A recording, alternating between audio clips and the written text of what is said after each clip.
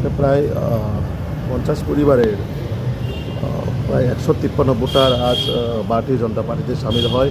তো আমি এই সভা ছেড়ে আসার সময় মান্ডাইয়ের খুব সম্ভবত গ্রামের নাম উদয় কোবরা।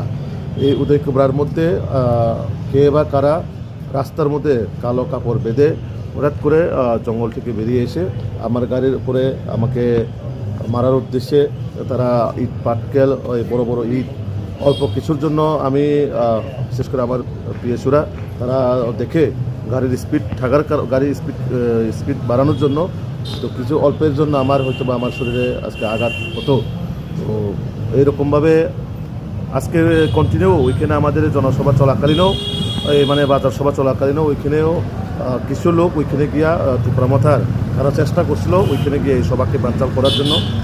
আমাদের পুলিশ প্রশাসনরা ওইখানে গিয়ে এই জিনিসগুলা কন্ট্রোল করে, এবং যাই হোক ওইটা তো একটা পলিটিক্যালিও ছিল, কিন্তু আমি ওইখানের প্রোগ্রাম শেষ করে আগরতলা আসার সময় আমার ওপরে যেভাবে ওনারা ইট পাটকেল দিয়ে হামলা করেন, আমি অবশ্যই এটা আমাদের পুলিশ প্রশাসনের কাছে আমরা এটা এফআইআর করবো আমি।